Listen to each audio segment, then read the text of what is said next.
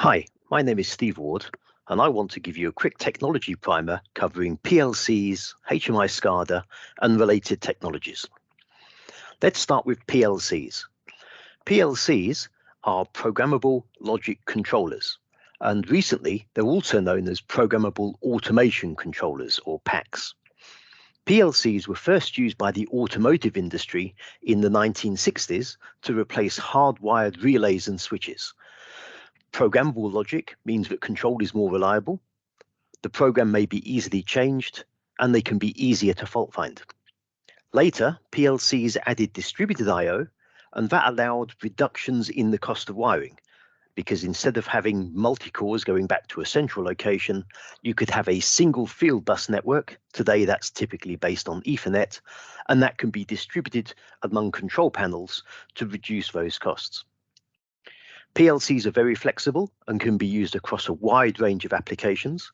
And now PLCs don't just perform discrete control, but they can also perform analog control, recipe functions, motion control, and many other functions, which is why increasingly vendors are calling them PACs, or Programmable Automation Controllers.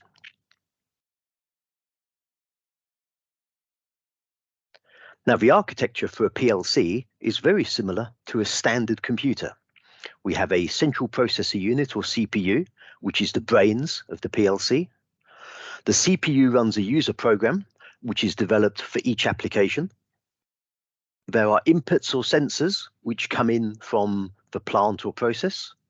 There are outputs and actuators, which are used to control the plant or process. And there's a data table, which stores copies of the inputs and the output values, and also can store internal data, such as timers, whether a machine is in auto manual mode, and so on. This architecture is very similar to a modern computer, and indeed inside the CPU, you will find standard computer type chips. So we use very similar CPU components compared to what you'd find in a desktop or a laptop computer, or even a small embedded computer. The difference is, of course, that the inputs and sensors are more manufacturing oriented or process oriented. So that could include push buttons, it could include limit switches, it could include temperature and pressure and flow transmitters, and other sorts of analog and discrete inputs. And on the output side, again, we have more industrial aspects such as contactors, relays, lamps, and also then analog outputs, which could be controlling variable outputs, such as maybe speed of a motor, or possibly controlling the position of a valve, and so on. Now, in order to replace relay ladder that was originally hardwired, the developers of PLCs came up with this controller scan. And this operates continually at high speed, so it gives the appearance as if the PLC is actually running every single item inside the PLC in parallel. In truth, it's not.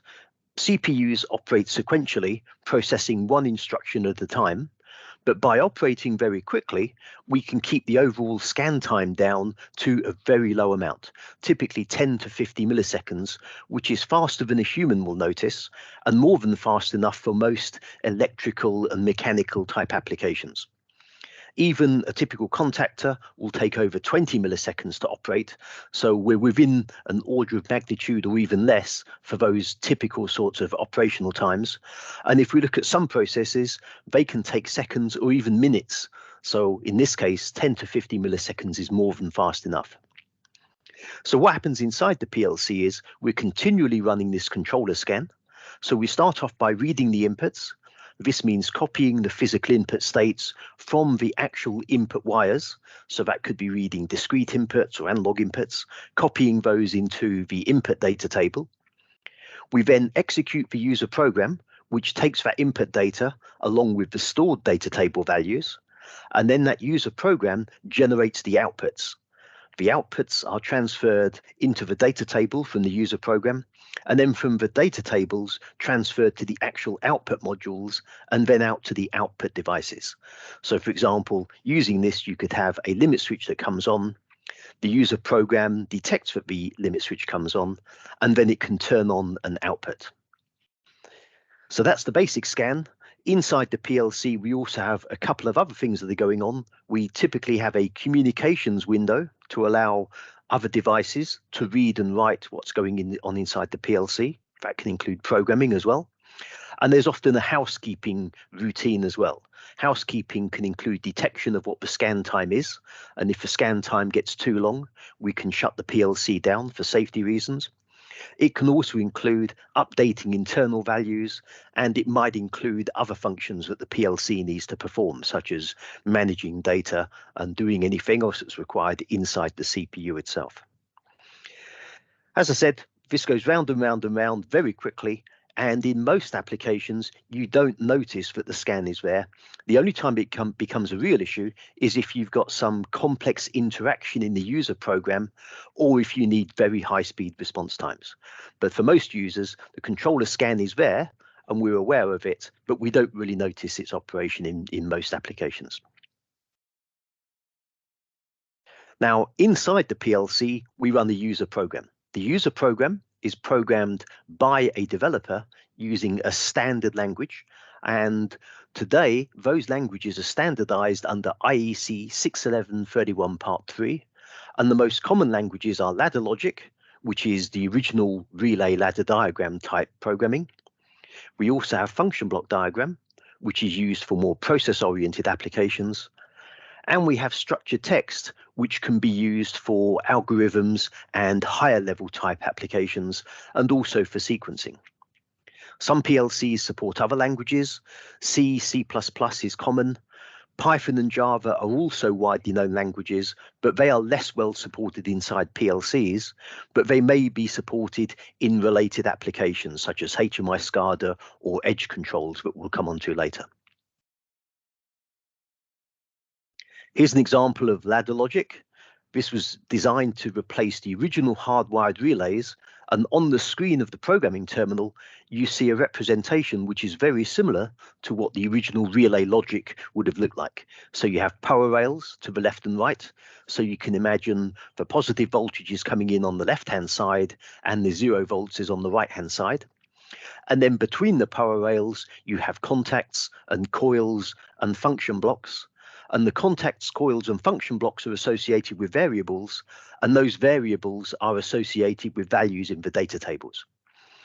The benefit of ladder logic is it's very simple to understand, it's easily understood by maintenance personnel, and it allows simple online monitoring by changing the colors of the wires and by changing the statuses of the contacts that we can see.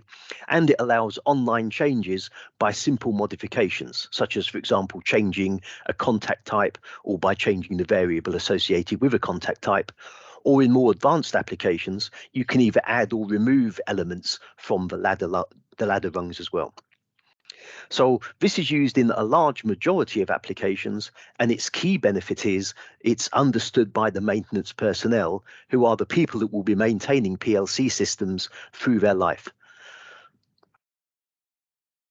For higher level programmers, we have structured text. This is a text-based language based on Pascal or Delphi. Pascal is a very older term. Delphi is a more recent term, but this is not a very commonly used programming language today, but it is used inside PLCs because it's part of the IEC 61131 Part 3 standard. The benefit of using structured text is that what would be a very complicated routine to program in ladder logic can be much more easily programmed using the structured text editor that's available in most PLCs. For example, a square root application here is very simple to encode in just 4 lines of logic, and for the programmer, that would be very easy to implement and very easy to read. If you were to implement that in ladder logic, it would spread across multiple rungs, it would be very difficult to fit on a single screen, and it would be difficult for the user to understand what's going on, whereas in this format, it's much easier and much more straightforward. Now, structured text can be monitored online, often by looking at values and by moving the mouse over the text when you're online to the controller, but it's not quite so easy to debug as ladder logic. Hence, that's one of the reasons why ladder logic is the most commonly used programming languages, and structured text may be difficult for some users to understand, so it's normally reserved for algorithms and custom routines which won't be modified very often. Now, because PLCs are increasingly used in process applications, we can also use function block diagram. This is a graphical language based on function blocks, and those function blocks are drawn onto the diagram and then wired together using these wires. So it's very good for process engineers because process engineers are used to programming using this function block diagram. It's also good for the process engineers because they can understand what the values are. We can do online monitoring. Depending on the implementation, this can allow online changes as well. And the great thing for process engineers, instead of having lower level functional logic, we have higher level function blocks instead, which perform more comprehensive functions. So for example, in this overview here, we see an analog input. We see a fan out that takes a single input and outputs to 2 or more different function blocks. We have PID, which performs closed loop control. We have alarming, and then we have an analog output. And then associated with each of these function blocks will be some additional configuration that tells the system what each of those function blocks does. So that could include analog input and analog output scaling. It could include the PID function. Is it forward or reverse? It can include things like the P and ID values themselves, along with limits. And then with the alarming, again, there would be limits there to control, is the alarm enabled, and then to actually set the limits, including rate of change and any other alarms which would be implemented in that function block. So for process engineers, this is much more straightforward to implement the ladder logic. You could implement lower level logic using function block diagram, but again, for most mechanical and electrical engineers, ladder logic is more straightforward. But one of the great things about most modern PLCs is you can mix these languages together.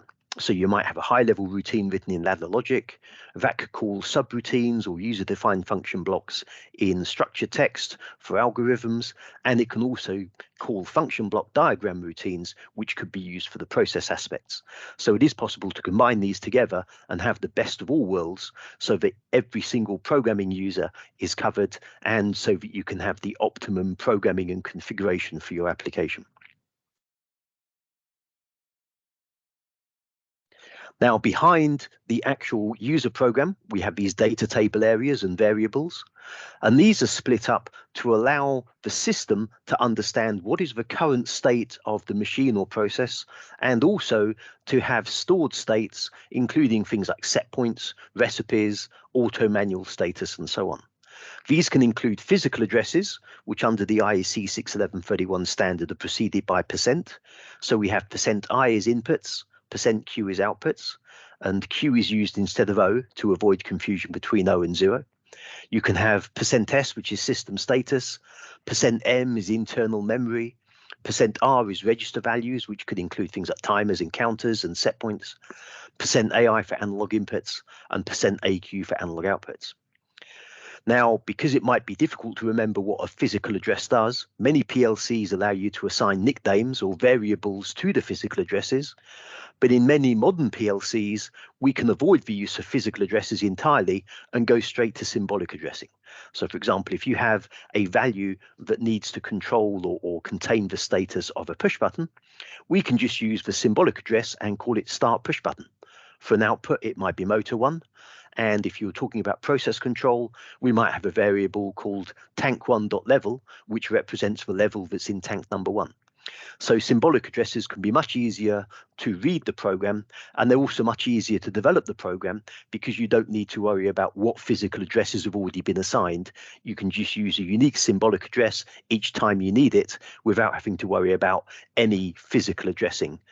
Physical addressing can also be used for input and outputs, but symbolic addressing can do that as well now by using a suitable hardware configuration and mapping the symbolic address onto the software configuration for the actual inputs and outputs themselves.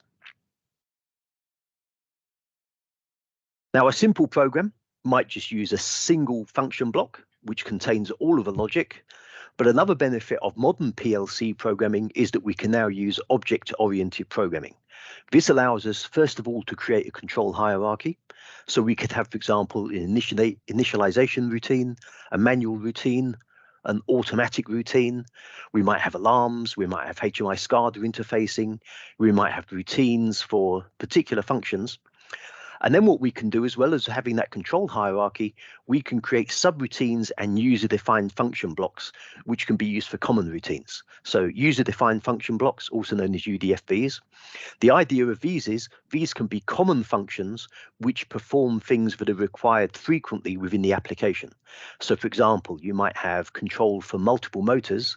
If all of those motors are identical, rather than implement the logic for each motor individually, you could create one subroutine or user-defined function block to represent the motor in its outline, and then instantiate that or implement that function block once for each motor using the local motor instance data. Now, the benefit of this is it can reduce the memory usage inside the PLC, because we only have the one function that's implemented once, along with each of its instance data, rather than multiple logic rungs. But what's more interesting to most developers is it cuts down the development time, because they can implement this once, then instantiate frequently, and then in future, if there are only any changes which affect that motor, you only have to make that change once, and every motor can be updated. So within the user-defined function blocks, we have a choice of either simple subroutines, which just have input and output parameters.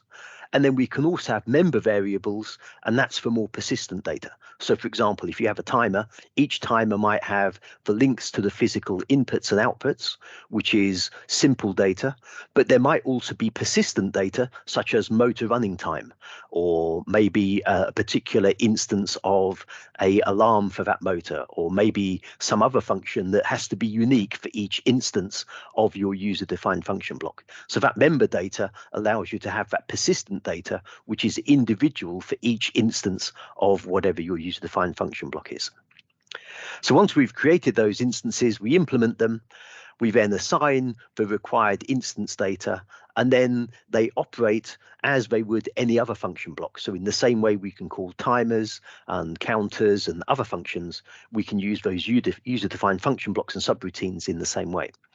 And this can significantly reduce engineering times on projects where we have multiple repeated items in the same project.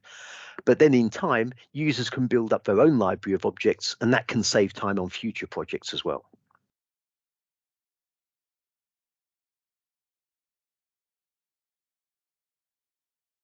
Now, PLCs are commonly used for more discrete applications. So a discrete application is normally associated with discrete industries, where you are primarily focused with discrete inputs and outputs. So, inputs and outputs are either on or off, and it's very straightforward. Increasingly, we do see analog control being applied to PLCs. And depending on the sort of process you have and the size of process you have, then you can end up with an overlap with what we call a DCS. A DCS is a distributed control system. And the underlying technology for the PLC and the DCS is very similar. They both have CPUs, they're both programmed using a control application, they both have inputs and outputs. A DCS also combines the HMI SCADA for visualization. And people often ask, what is the difference between a PLC with HMI SCADA and what is the DCS? The key difference is that actually, although they're very similar in terms of the underlying hardware, they're often computer-based these days, the key difference is in the way they're implemented and they're programmed. So interestingly, when we talk about a DCS, we talk about a distributed control system, but one of the key aspects of the DCS is that it has a single variable database with tight integration between control and visualization. The idea is you have like a single engineering workstation, you program in one place only, and then that programming is implemented across all your multiple PLCs and HMI SCADAs and operator interfaces and everything else. PLCs, although they don't use the word distributed, are much more distributed by nature. If you have an application with a single PLC, then you just have that single application. But in many plants, you find multiple PLCs. Each of those PLCs has its own variable database. It has its own unique set of programming, and there's very limited integration between the controller and the HMI SCADA. So effectively, you end up having to program twice. You program once in the PLC, and you create the variable database there. And then you create that variable database again inside the HMI SCADA. Whereas with a DCS, when you create the variable database, you just create it once, and that can include the creation of part of the graphics as well, such as faceplates and alarms and other aspects, which in the PLC and HMI SCADA system, you have to create twice. There's certainly a focus on different applications. PLCs are generally focused on discrete applications, mainly where we have ons and offs, but also some hybrid applications. DCS tends to be much more focused on process applications. So what you'll see in terms of programming languages, PLCs are mainly programmed in ladder logic, whereas because a DCS is used in process applications, they are mainly programmed in function block diagram. From a commercial side, there's a big difference. PLCs are usually sold as components. So a vendor will sell individual PLC parts. So we will sell a CPU, we'll sell maybe the power supply, the chassis it mounts in, we'll sell the input modules, we'll sell the output modules. And then another company, such as a system integrator or the OEM, they perform the integration of those components into the final machine or process. And then the end user is responsible for maintenance. So it's a much lower level sale. Generally, it's quite high contribution margin because most of the revenue goes with the initial sale. So there's no ongoing income from the PLC system, although many PLC vendors are trying to change that.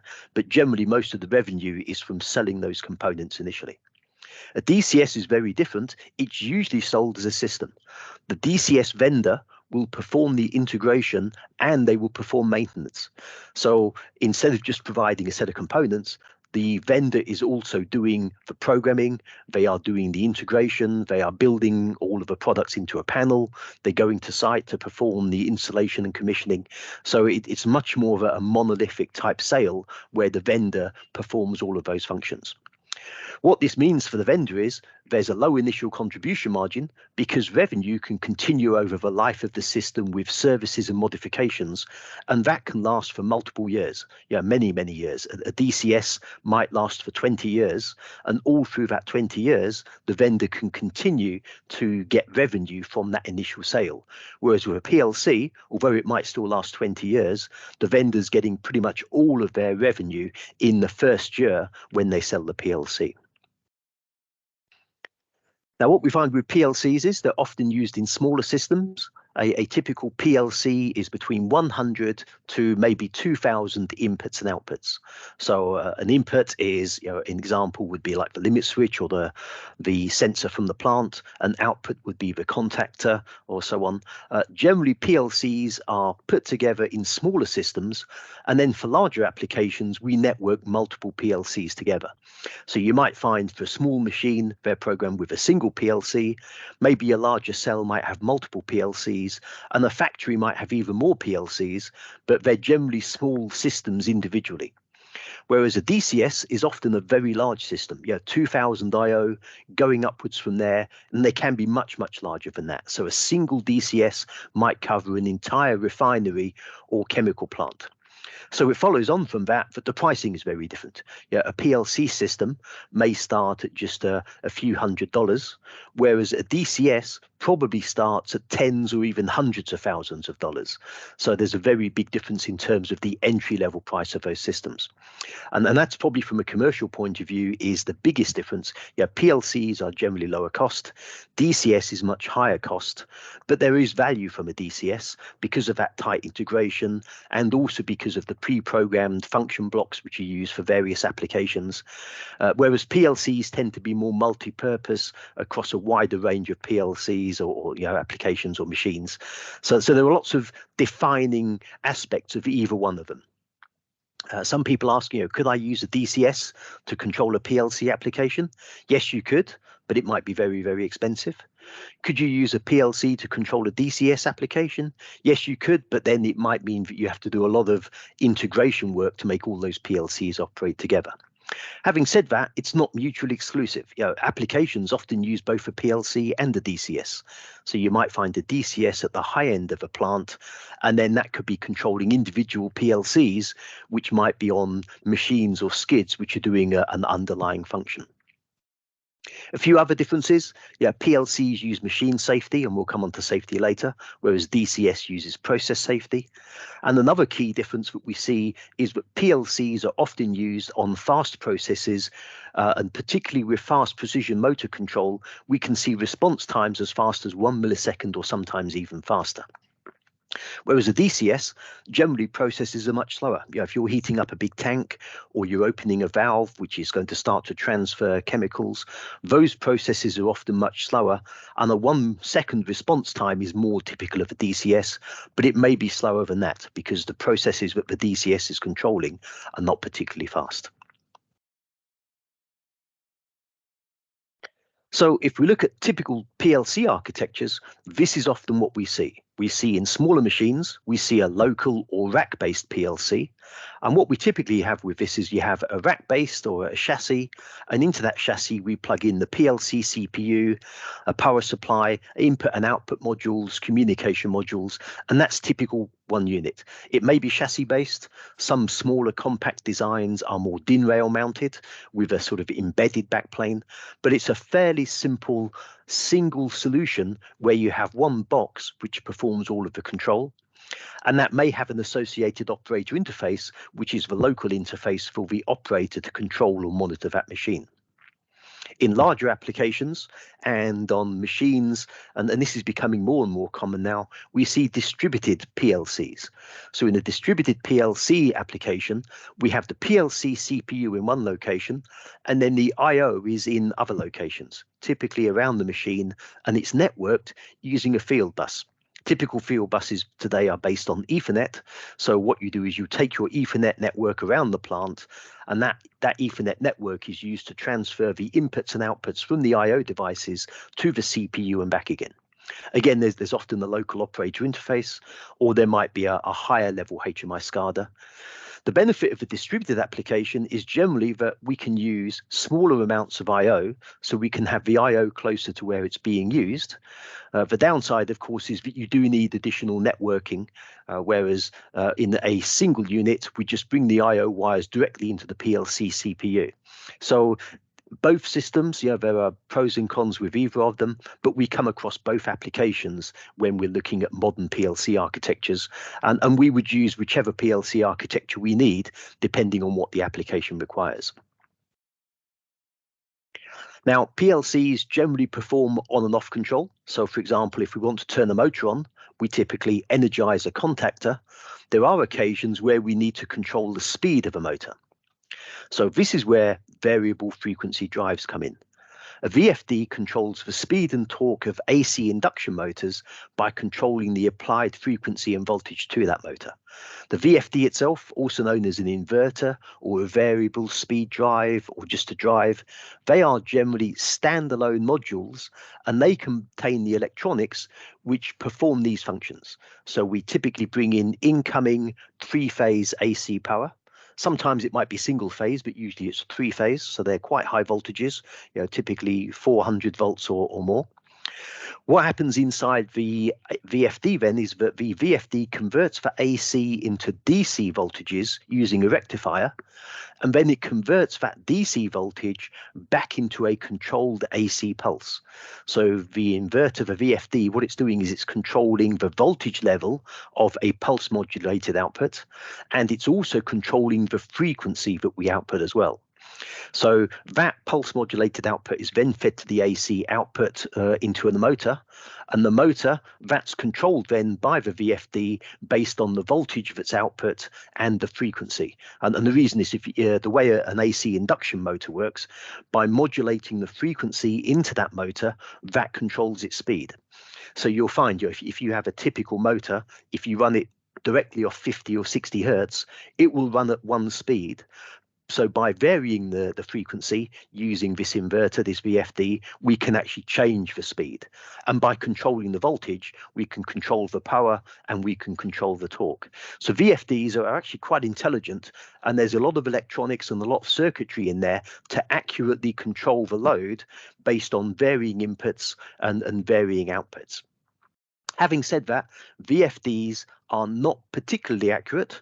Yeah, normally we're controlling the motor speed to within 1 or 2%, and for most of the applications, that's more than enough. So VFDs are used for typically for larger motors where we don't need huge amounts of accuracy. If we need accuracy for motion control, then we have an alternative option, which is to use precision servo motion. So precision servo motion builds on VFD control by having a drive to control motor speed and torque, as we've seen before. But this time, rather than use just a standard AC induction motor, now we have a high precision AC or DC motor. And these motors tend to support higher torques, and they tend to have various other aspects which make them more accurate than an induction motor. So that might include things like permanent magnets. It might include more specific aspects of the motor, such as more coils, more windings to make them more accurate. And the idea is we can control that motor more accurately because of those high precision elements that we put into the motor. But we can also know exactly where the motor is. We know how fast it's turning and how far the control item is traveled. And we know that because we also get feedback from the motor. So what we do is on the spindle of the motor, or even on the load itself, we have an encoder, and the encoder provides pulses or signals back to the drive or back to the PLC to tell the PLC exactly where the control device is being driven to and how far it's fast it's turning or moving and how far it's got to go. So what we can do is, based on that output to the motor and based on the feedback from the encoder, we implement a precision control algorithm, and that can accurately control speed and distance. So what this means is, instead of having a motor that we just turn on and then we just have to rely on it being powerful enough to be able to control the load, what we can now do is we can have very high precision, and that precision can go down to fractions of a millimeter. So we can have very high precision for movement, and we can also have very high precision for controlling motion curves. So we can say, for example, accelerate the motor over a certain amount of time to a particular speed, then control it at that speed, then accelerate to another speed, then decelerate to a speed, and then stop the motor. And we can control that very accurately to within fractions of a millimeter. We also have the capability in the PLC to perform more advanced control. So what happens inside the PLC is there's a motion control application that can be used to do things like home the motor, to return the motor to a default position, and it can also be used to control the actual motion profiles. And there can be a more advanced functionality as well there. Often we find in machines, we don't just have a single axis we want to control. There are often multiple axes, and that motion control application can also coordinate those axes so that everything operates together. So for example, if you have an XY table, you might want to move not just in one X direction or Y direction, you might want to move in the X and Y directions together, and that motion control application can coordinate the interpolation of the X and Y axes to make sure that we control to the optimum path. So that can improve the machine speed and optimize performance, and also be used to reduce power, and it also makes sure that that the actual path taken is according to what we need. There might be something in the way, so that path might be having to divert around the obstacle. So that control application can also perform that diversion to make sure the optimum path is followed. So precision servo motion is often concerned with multiple axes, not always, but usually it's 2 or more axes, and often with some sort of interpolation or synchronization between those axes.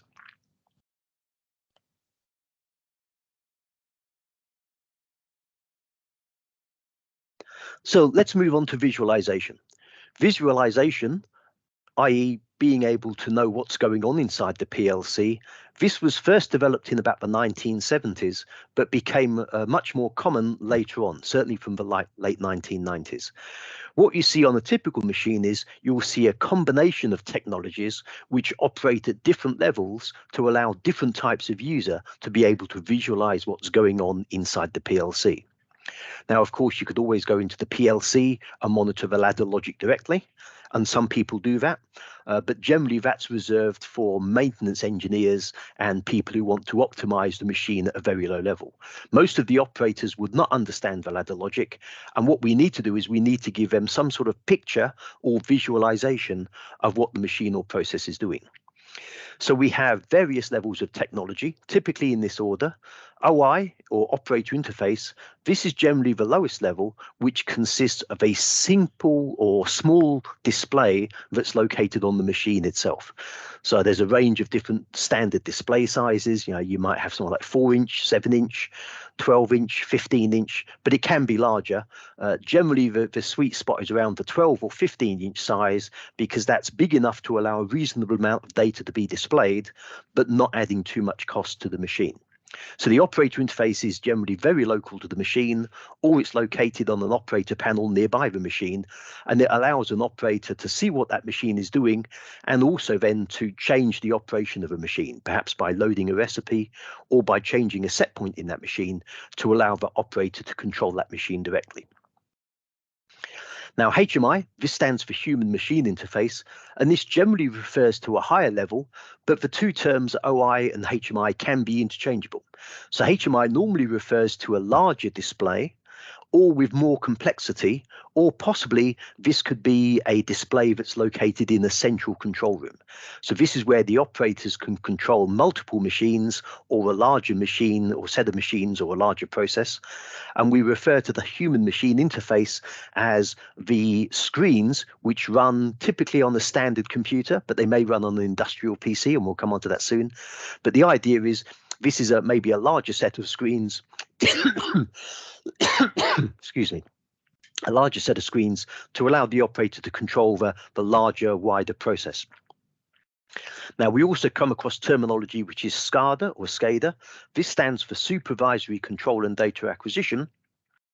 And this often means an even bigger process. So it might be a distributed application, it might refer to a pipeline, it might be referring to a larger application in the process area, such as a refinery.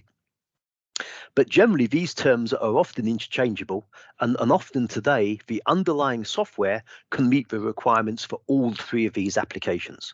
So we often refer to this as HMI SCADA software or HMI SCADA software, and that HMI SCADA software runs on standard or industrial PCs, and it allows the operators to see what's going on inside the PLCs and to perform various functions such as alarms, being able to view trends, being able to manage recipes.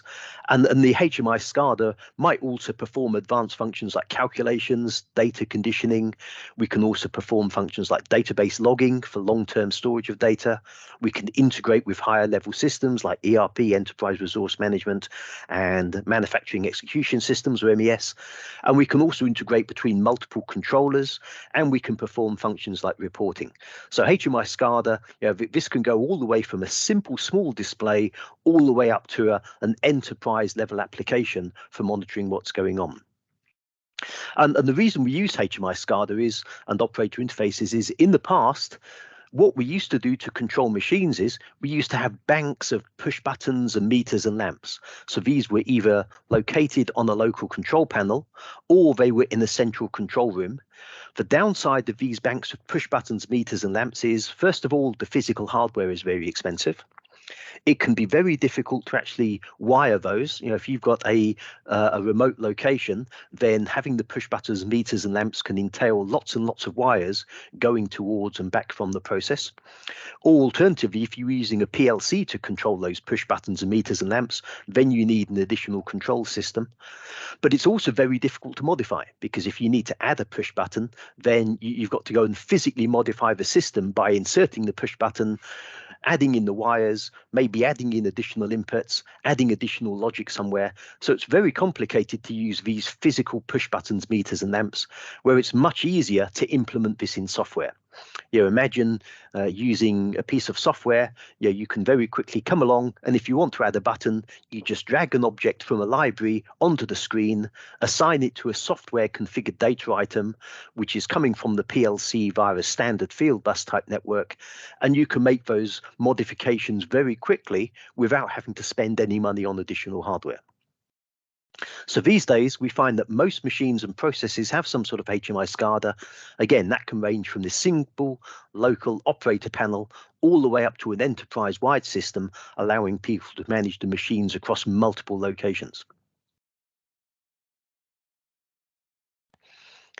Now, OI, HMI, and SCADA may run on its own embedded hardware, it may run on standard computers, or it may run on industrial PCs.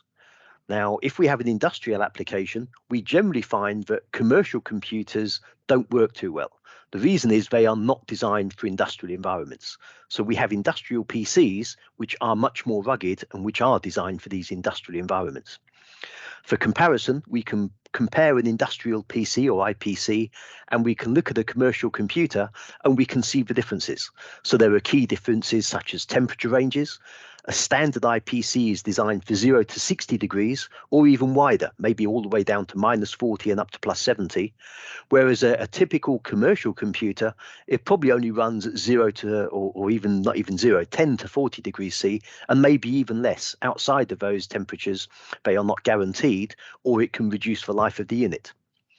IPCs can often provide full performance at full temperature, whereas if you have an office computer, as the temperatures goes up, the computer has to slow down to avoid overheating. And if there's any computer gamers out there, you'll know this. As you're playing your games, if you're using a computer in a slightly warmer room, you'll hear the fans increase in speed. So that's helping to reduce the temperature. But when the fans hit the maximum limit, what happens then is the application then has to start reducing the number of screen updates so that it can avoid overloading the computer CPU. So you can end up with a situation where a computer that's very hot can no longer perform the task it's required for. Whereas industrial PCs, that doesn't happen. Yeah, they are designed to run at full performance at full temperature, or if they do degrade, it's a known degradation and it's a relatively small degradation which can be calculated into whatever the application it's being used for. Industrial PCs often have good shock and vibration performance. Yeah, they are designed to be mounted in panels, which may be going on to applications where there's a lot of shock. Yeah, that might be high levels of shock like 5G shock, lots of vibration, yeah, high levels of vibration coming from associated machinery. Also, of course, there's also aspects of the EMC, electromagnetic compatibility, whereas commercial computers, they certainly don't have that shock or vibration support.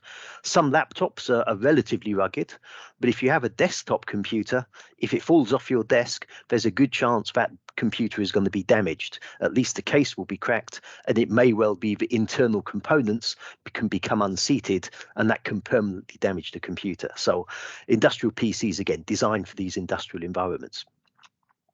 Another aspect is life.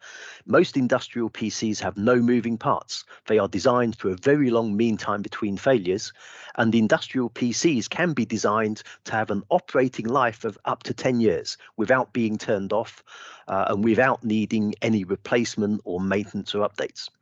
It's very rare that you'll find a commercial computer that can operate for that amount of time. First of all, you have fans, and those fans can clog up with dust, so that reduces their life.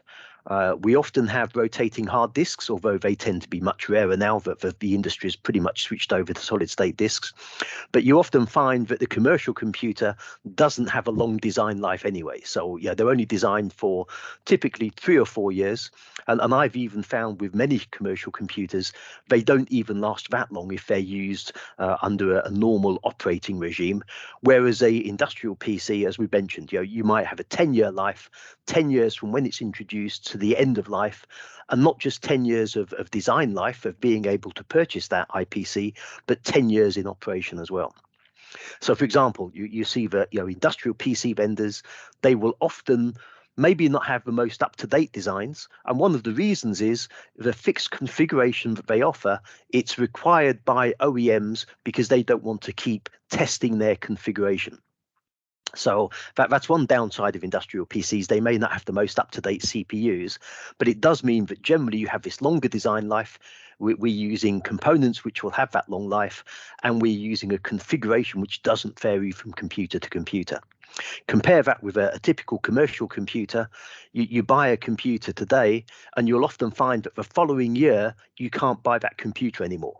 Or depending on the vendor, you maybe get 3 years of life, but even then we can find various configurations from day to day.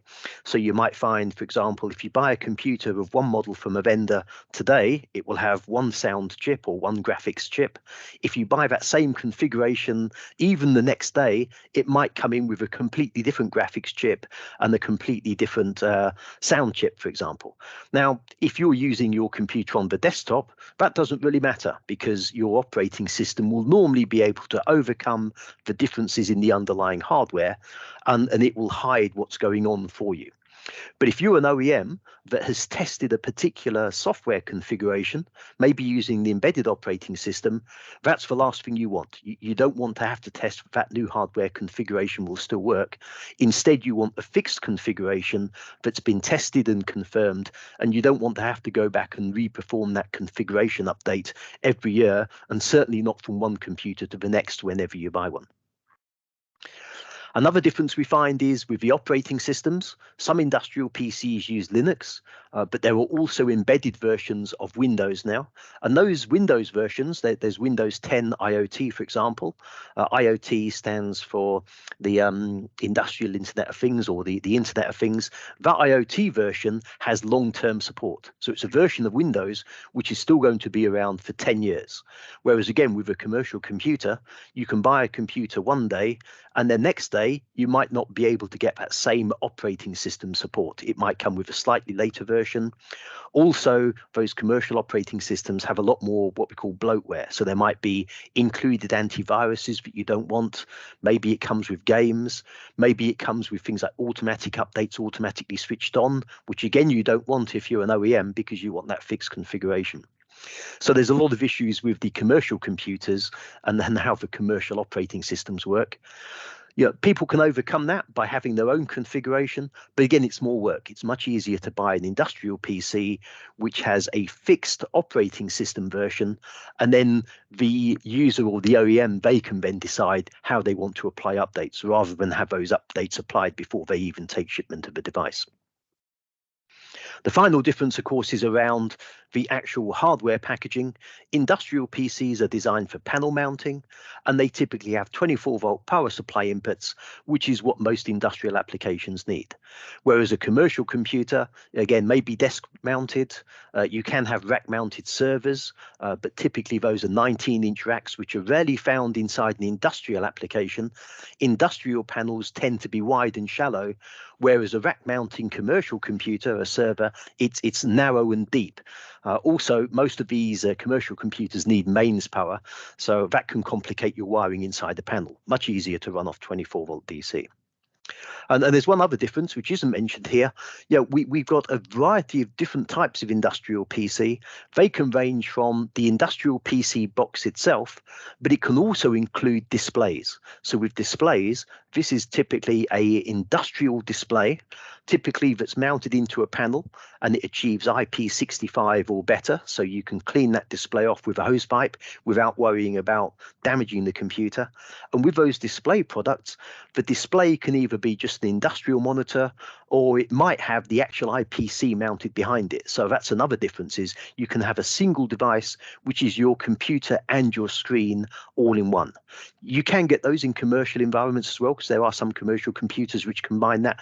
But the key difference is the panel mounting. The industrial IPCs typically meet IP65, whereas if you hose down the commercial computer, you'd kill it pretty quickly. So the key difference there is industrial PCs, they do have that ruggedness and long life which is required by industries, which commercial computers don't have.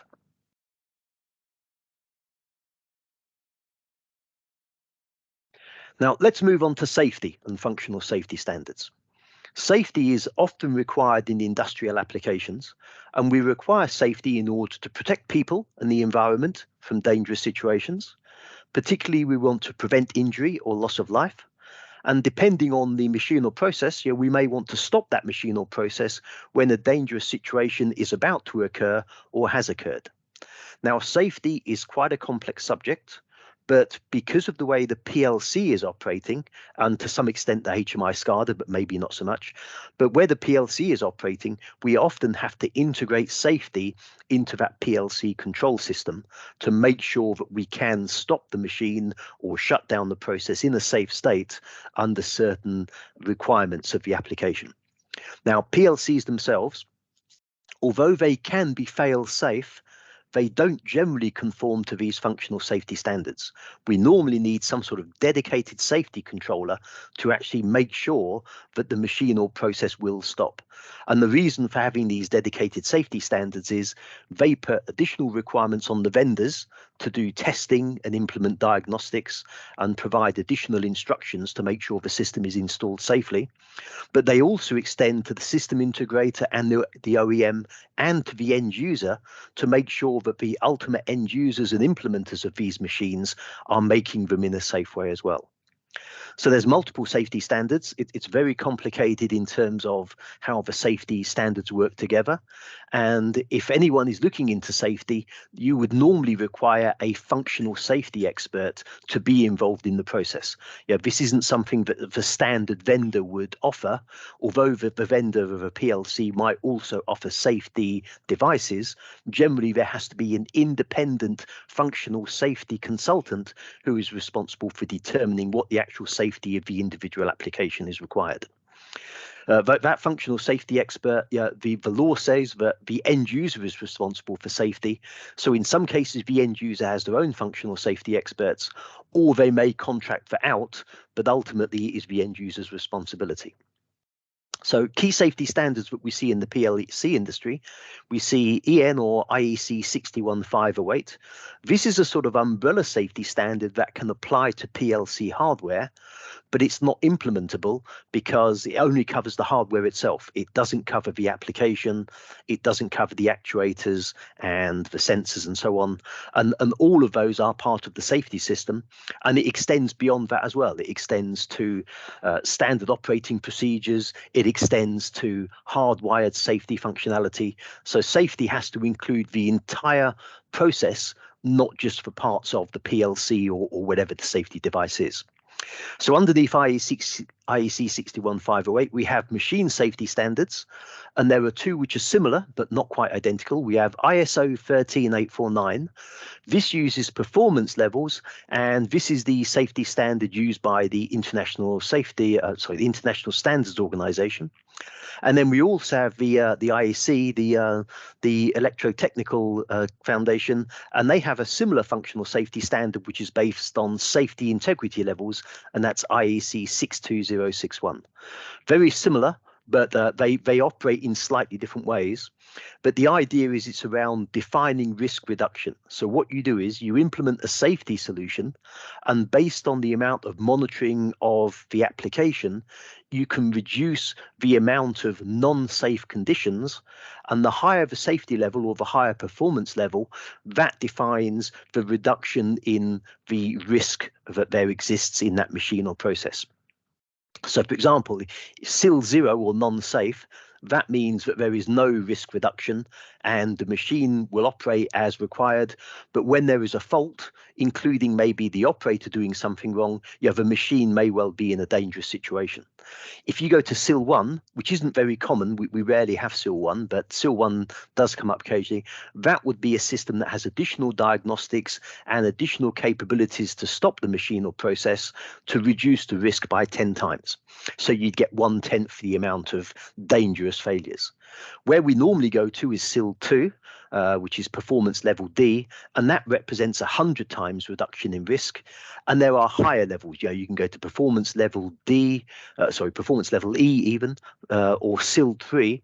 And with those applications, we're looking at 1,000 times risk reduction.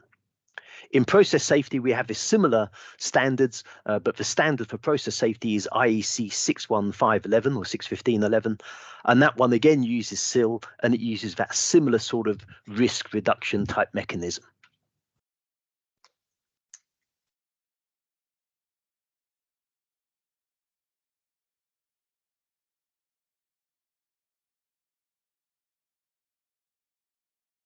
Again, it's not for the typical PLC installer to be concerned with these aspects.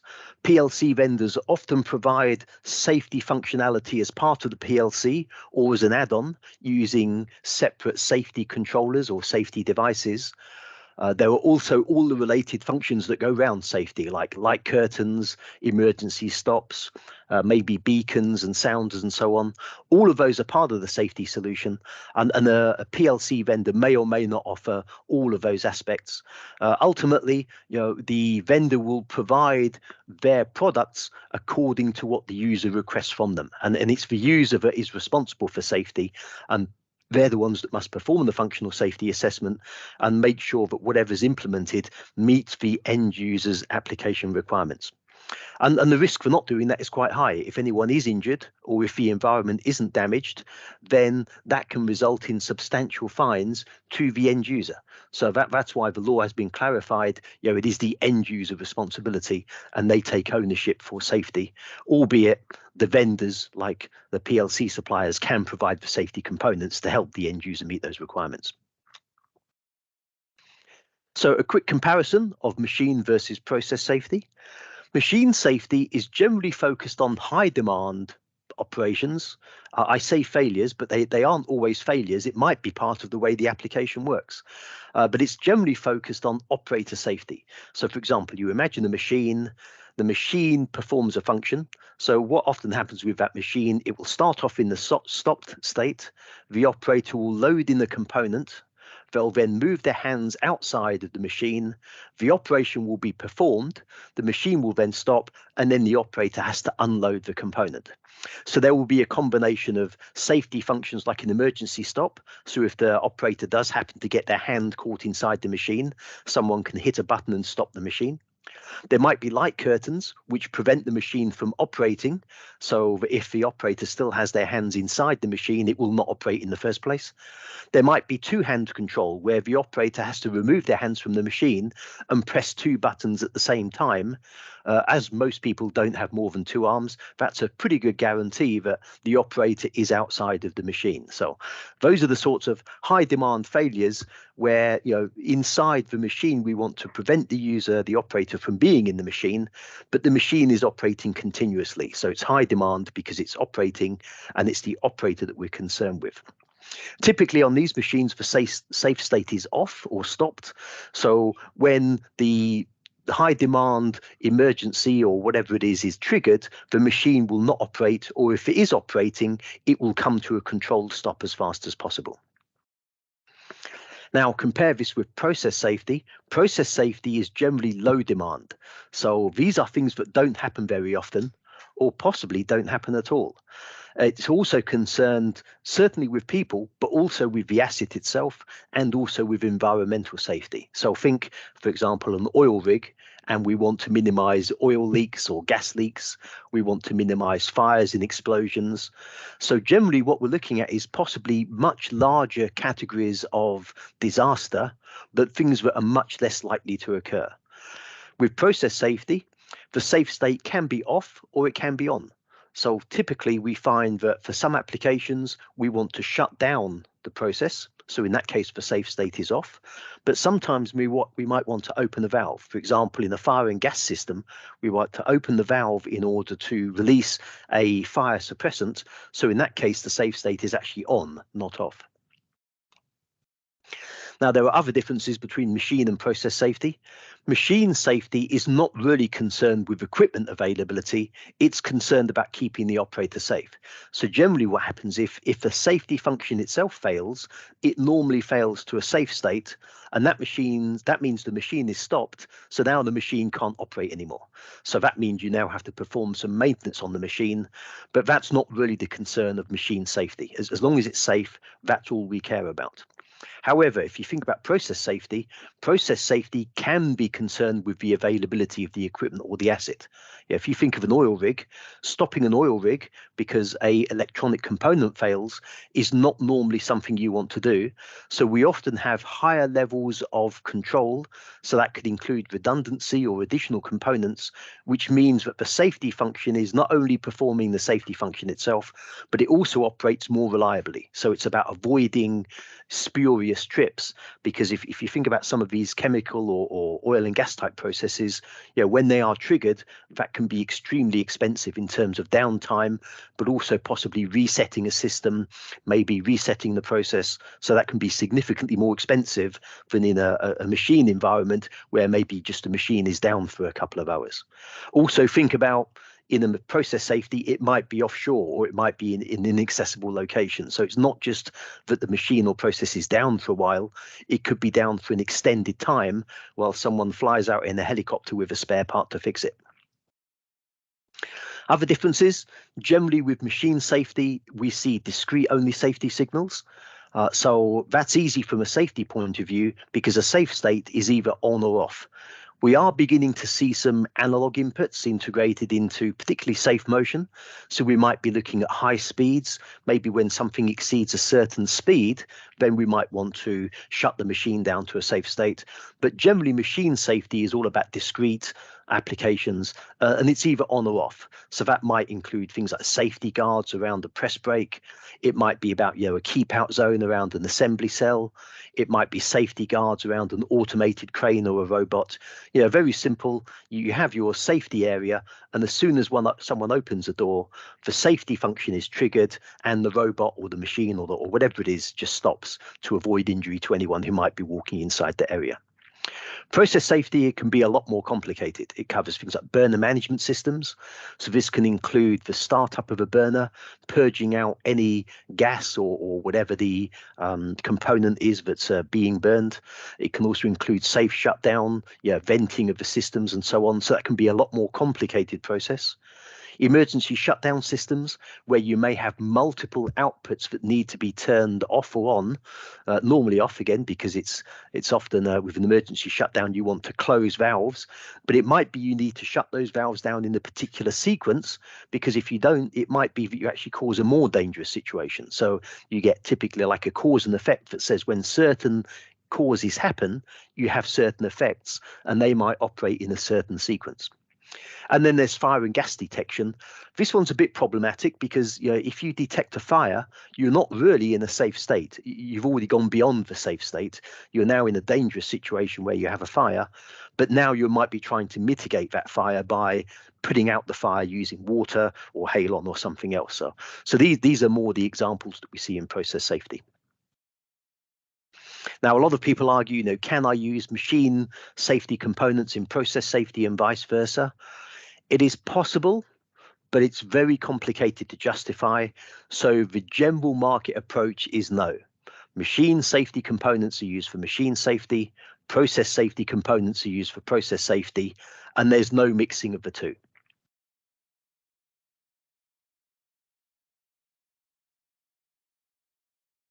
So I want to finish off by talking about Edge and the industrial Internet of Things.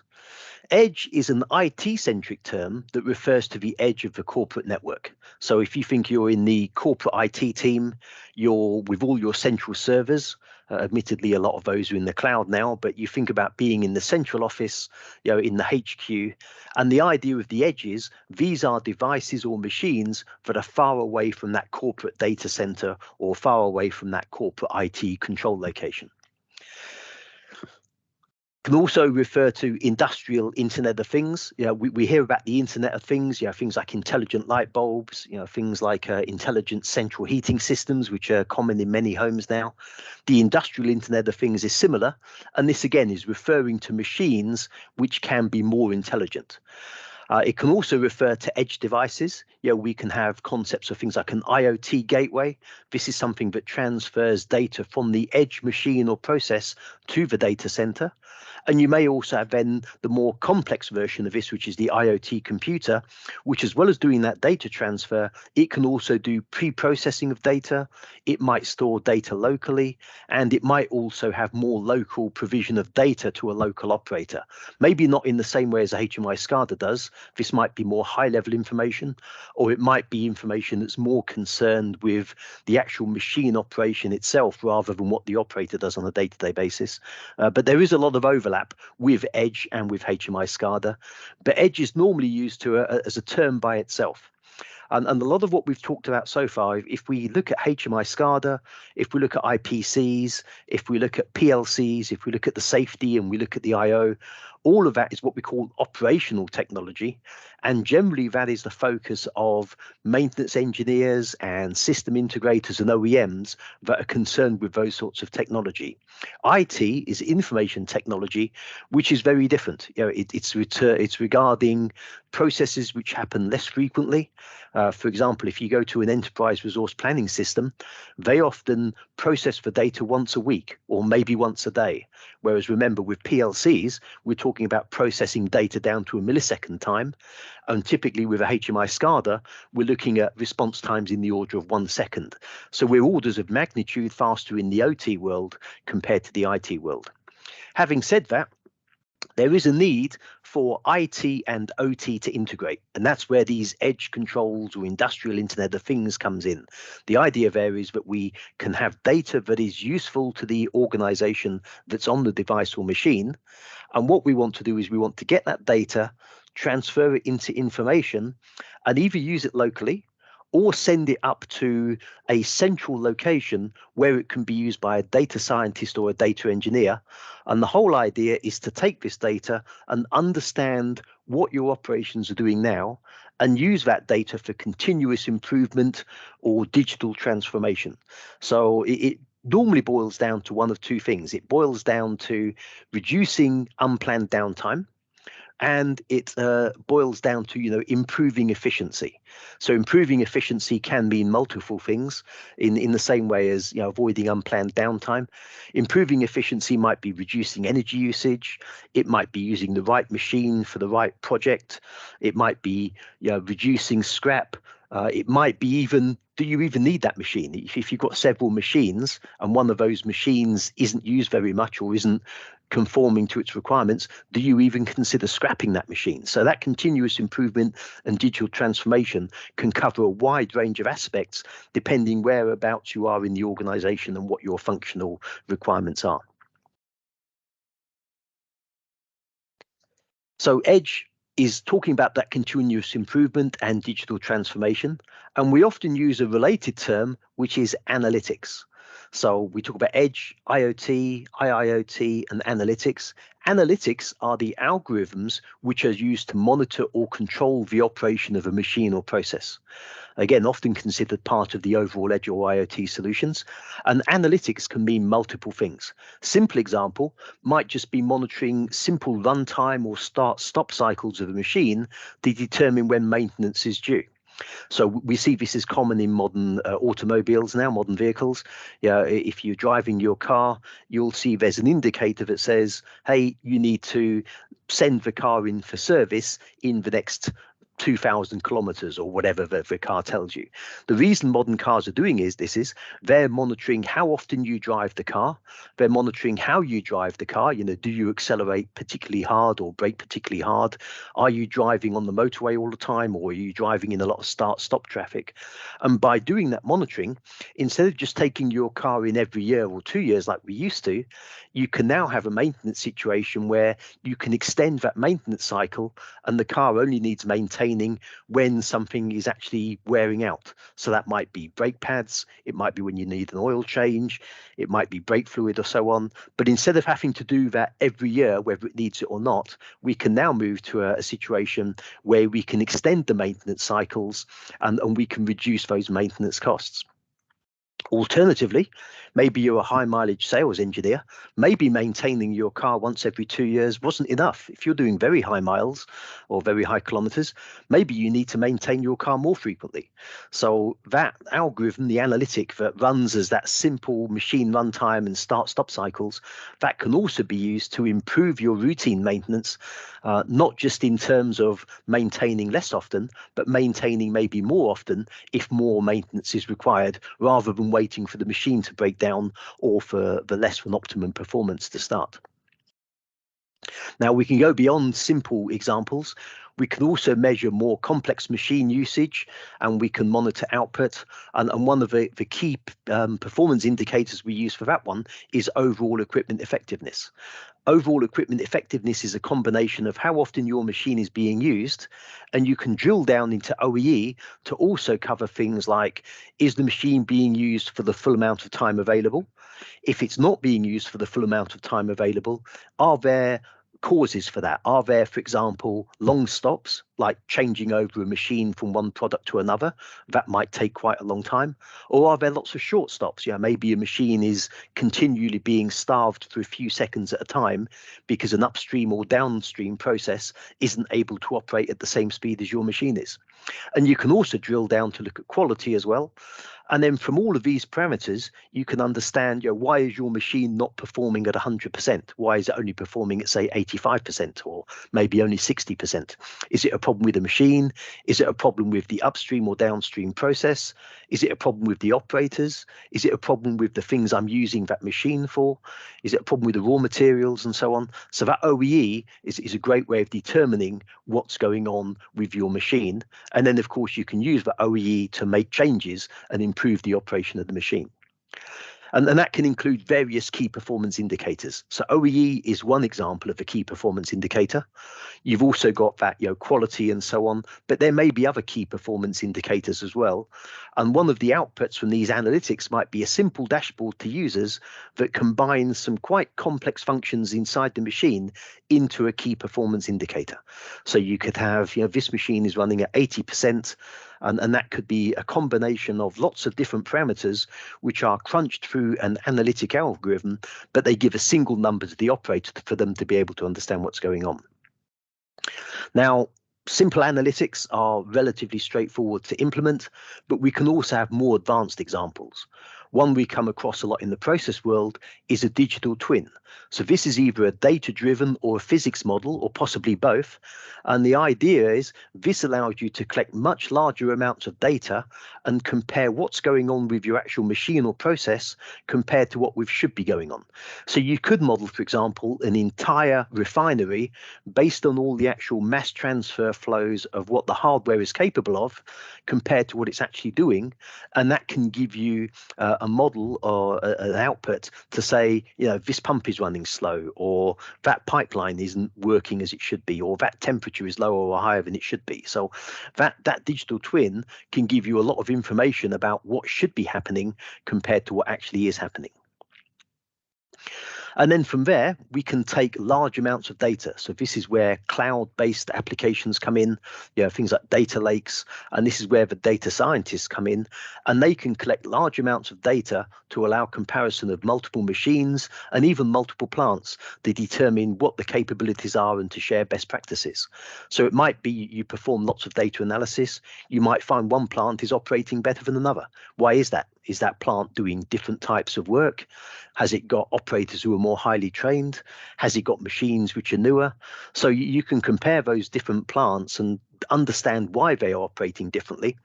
And then you can start making decisions on, what do we do to make one plant better or worse? Or do we charge different prices? Or do we scrap some of those machines? Or what do we do? So, these are vital information that businesses and organizations can use to optimize their processes. And beyond that, now we're beginning to see a rise in artificial intelligence and machine learning. It would be possible, I don't think, I haven't seen many applications of this myself, but it would be possible to put a machine learning model on which implements that sort of digital twin.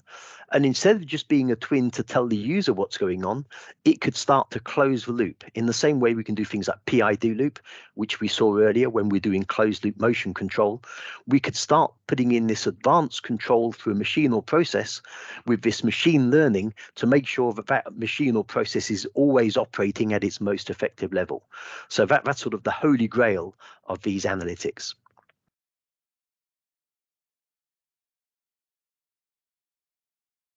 So that's an introduction to PLCs and programmable automation controllers. I've covered HMI SCADA. I've covered various sorts of motion. We've covered safety.